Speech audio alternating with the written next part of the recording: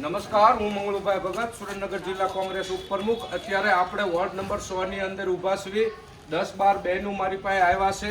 એટલે આ નગરપાલિકાના પ્રમુખનો વોર્ડ છે અને અહીંયા લગભગ 15 દિવસથી પાણી નથી આવ્યું અને ગટરો ઉપર જરાક પાણા મૂકી અને ગટરોમાં મોટરસાયકલો પડતા હોય છે.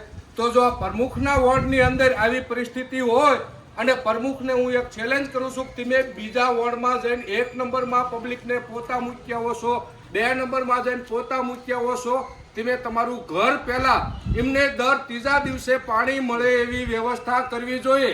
પ્રમુખ શ્રીને હું એક ચેલેન્જ કરું છું કે આ બેનું અત્યારે પાણી હાટું થઈ અને મને બોલાવ્યો છે. પાણીની વ્યવસ્થા આપણે કરી શકતા નથી. જો તમારી પાસે નગરપાલિકા પાસે પાણી ન હોય તો એક એવો ઠરાવ કરો કે 10 ડાર કરી નાખવા. આપણે તળમાં પાણી છે પણ અત્યારે ઉનાળાની પરિસ્થિતિ હોવાના કારણે માણસ પાણીની જરૂરિયાત વધારે હોય છે. જો તમને મનમાં આવે, તમને પબ્લિકે વોટ ધરવના આપ્યા છે અને તમને એમ લાગે કે અમારે પાણીની સમસ્યા હલ કરવી જોઈએ તો આ મારા બહેનો અત્યારે પાણી માટે થઈને આવ્યા છે. મારા બહેનો બોલ છે કેટલા દિવસથી બેન પાણી નથી આવ્યું? 10-15 દિવસથી પાણી નથી આવ્યું અને તમે પ્રમુખને મત આપ્યા છે ને પાણી નથી આવતું અહીંયા. એવા પ્રમુખ તમે ગોત્યા છે એ તો બીજા વોર્ડમાં જઈને પોતા મૂક્યા હોય છે પબ્લિકને હું તમારી હારે છું, હું તમારી હારે છું. તો આવા પ્રમુખને આપણે મત આપવાના છે દરેક ચૂંટણીમાં. 15 દિવસ પાણી નો આવે, મારા બેન ને બધા હેરાન હોય. બોલો તમે બોલો. ગટર કાઢવા નથી આવતા. કાઢવાની તો બહુ રાડ છે. અમારે પાણી પાણી ઊભા ઊભા ને કહે છે ગટર કાઢો. તો અમુક વાર તો કાઢતા નથી જતા. બેન તમે નહીં આવો પ્રમુખ તો અમને એમ કહે છે કે પ્રમુખ નથી પણ તમે ગટર કાઢવાની ફરજ નથી. મહિને પગાર લઈ છે. કેટલા જણા બાઈક ઉપર જતા હોય શંકા પડે છે, પાછળ વૈરા બેઠા હોય ને કઈ ગટર. હવે આ વોર્ડ નંબર 100 છે અને પ્રમુખનો વોર્ડ છે.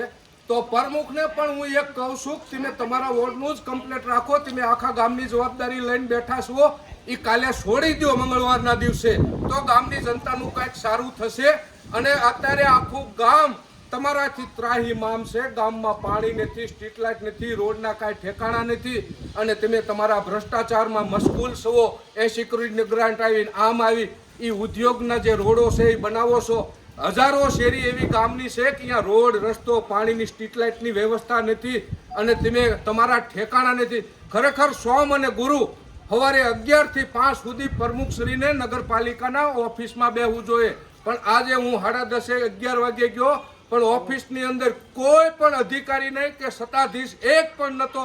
તો ગામની જનતાને તમે ધરાવના વોટ લઈ અને ગામને હેરાન કરવા માટે જ તમે છૂટાણા છો. એટલે તમે એમ ન સમજતા કે અમને મત આપ્યા, તમને નથી આપ્યા. તમારા જે નેતાઓ આવ્યા છે ને એને મત આપ્યા છે. હવે તમે છે ને થોડુંક વિચારો અને આ જનતાનું સારું વિચારો એવી મારી માંગણી અને આ બેનું બધાની લાગણી છે. જય હિન્દ, જય ભારત.